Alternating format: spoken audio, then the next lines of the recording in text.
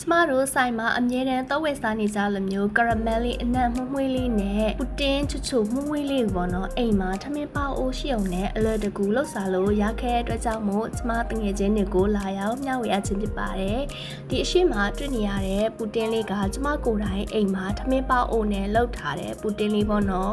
ဆိုင်မှာတော့ဝယ်စားရတယ်လို့မျိုးပဲအနံ့ရောအရသာရောအရန်မှုတဲ့အတွက်ကြောင့်မို့တငယ်ချင်းတွေလည်းဆိုင်ထိသွားကြမလို့ပဲအိမ်မှာအချိန်တနိုင်လောက်ပြုံနဲ့အလွယ်တကူလှုပ်ရှားလို့ရတဲ့အတွက်ကြောင့်မို့ကျမကလာရောက်မျှဝေရခြင်းဖြစ်ပါတယ်ရှင်။ပေါဝင်ပစ္စည်းနည်းနည်းလေးနဲ့လုံးရအရန်လွယ်ကူတဲ့အတွက်ကြောင့်မို့တငယ်ချင်းတို့လည်းလိုက်လို့ကြည့်ကြနော်။ပေါဝင်ပစ္စည်းတွေကကြက်ဥ6လုံးရဲ့နွားနိုး900မီရဲ့ဗနီလာအက်ဆန်စ်ရဲ့တကြားရဲ့စားရဲ့ပဲပေါ့နော်။အဲဒါကြောင့်မို့အရန်ကိုလွယ်ကူတဲ့ပူတင်ကိုကျမတို့တူတူလိုက်လှုပ်ရှားကြည့်ရအောင်။အရင်ဆုံးကြက်ဥ6လုံးကိုစလုံးတစ်ခုထဲမှာခွဲပြီးတော့နနာလေးနှံ့အောင်ခောက်ထားလိုက်မယ်နော်။ကြက်ဥ6လုံးသုံးတဲ့အတွက်ကြောင့်မို့တကြား6စွန်ကိုသုံးမယ်နော်တကြား6စွန်နဲ့ကြက်ဥကိုနနာလေးထပ်ခောက်ပြီးလို့ရှိရင်ကြက်ဥနဲ့တကြားအရောနှောထဲမှာစားလက်ဖက်စားစွန်တစ်စွန်ထည့်မှာပေါ့နော်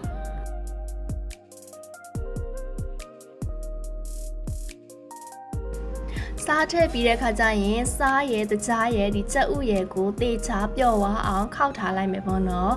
ခောက်ထားပြီးလို့ရှိရင်ခဏထားပြီးလို့ရှိရင်နွားနို့900မီကိုအိုးတစ်လုံးထဲမှာထည့်ပြီးတော့သွားကြိုထားလိုက်မယ်ပေါ့နော်နွားနို့900မီကိုအိုးမှာထည့်ပြီးလို့ရှိရင်စူတဲ့အထိကြိုပြီးလို့ရှိရင်အဲ့ဒီနွားနို့ကိုခုနကခောက်ထားတဲ့ကြက်ဥထဲမှာလာပြီးတော့ရောပြီးတော့ချက်ချင်းမှုေပေးလိုက်မယ်နော်ချက်ချင်းလုံးဝနှံ့သွားတဲ့အထိမှုေပေးလိုက်မယ်ပေါ့နော်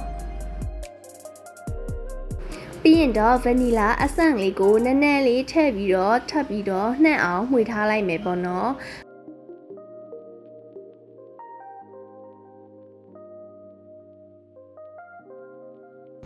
ဝေထားပြီးတော့ဒီရောနော့ကိုခဏထားလိုက်ပြီးတော့ကျမတို့ပုံသွင်းမဲ့ခွက်ပေါ့နော်မိုးမှာကျမတို့ကရမယ်ကိုသွတ်ကြိုမယ်ပေါ့နော်ကရမယ်ကြိုတာတော့အရင်လွယ်ကူပါတယ်တကြား3စွန်းရေတစ်စွန်းထည့်ပြီးတော့ဒီတိုင်းမီးပေါ်မှာတင်ထားလိုက်တယ်ပေါ့နော်တင်ထားပြီးလို့ရှိရင်ဒီကရမယ်ကိုစက်တိုင်းမှွေထားရမယ်နော်မှွေရနဲ့အချီကနေသွားရွှေအိုရောင်တန်းလာတဲ့အထိမှွေလိုက်ပြီးလို့ရှိရင်ရွှေအိုရောင်တန်းလာနဲ့ရက်လိုက်ရမယ်နော်မီးပိတ်လိုက်ရင်သွားဆက်စုနေမှာဆက်စုပြီးတော့သူ့အညိုရောင်လေးဖြစ်သွားမယ်ပေါ့နော်အကွက်ရေးကွာမီးမပိတ်ပဲညိုတဲ့ဒီဆက်မှွေနေမှာဆိုလုံးဝကရမယ်ခါပြီးတော့ခါတဲ့အရသာကြီးရသွားမှာပေါ့နော်အဲ့ဒါလေးတော့တတိထားပြီးနော်ဒီကမဲကိုဒီအတိုင်းဒီပုံစံခွက်ထဲမှာ9မိနစ်လောက်ထားရုံနဲ့သူ6သွားတယ်ပေါ့နော်အရန်ကိုအချောက်မြန်ပါတယ်အဲ့လို6သွားတဲ့ခါကျလို့ရှိရင်စကားလေးတစ်ခုယူပြီးတော့ခုနကဖြော်ထားတဲ့စဥနဲ့နွားနို့ရောနှောပေါ့နော်ဒီပေါ်မှာစကားလေးခံပြီးတော့လောင်းချလိုက်မယ်နော်စကားလေးခံရတဲ့ရွယ်ချက်ကလေသူကမကြေသေးတဲ့စဥတွေပေါ့နော်ထွက်သွားရအောင်ပေါ့နော်အဲ့ဒါဆိုလို့ရှိရင်ပူတင်သားကိုပို့ပြီးတော့ smooth ဖြစ်စေတဲ့အတွက်ကြောင့်မို့ပေါ့နော်အဲ့ဟာလေးကိုမှာခဲဘက်စက်ကူရှိရင်ခဲဘက်စက်ကူနဲ့အုပ်ပေါ့နော်ခဲဘက်စက်ကူမရှိရင်ပလတ်စတစ်နဲ့အုပ်ပြီးတော့အိမ်မှာချက်နေကြထမင်းပေါအုပ်မှာပဲသွားတင်ထားလိုက်မယ်ပေါ့နော်ထမင်းပေါအုပ်ထဲကိုရေနည်းနည်းလေးထည့်ပေါ့နော်ပြီးတော့လို့ရှိရင်စကားရှိရင်စကားခံပေါ့ကျမစကားမရှိရောဖုတ်ခနောက်လေးခံထားလိုက်တယ်ပေါ့နော်အဲ့ပေါ်မှာခုနကတင်ထားတဲ့ပူတင်ရေကိုတင်ပေါ့နော်တင်ပြီးလို့ရှိရင်ဒီ plastic နဲ့တေချာလေးလုပ်ပေါ့နော်အဖုံးကနေချွေးတင်ပြန်မကြက်အောင်တနင်္လာလောက်ချက်ထားပြီးတဲ့အခါမှာ plastic ကိုပြန်ခွာပြီးတော့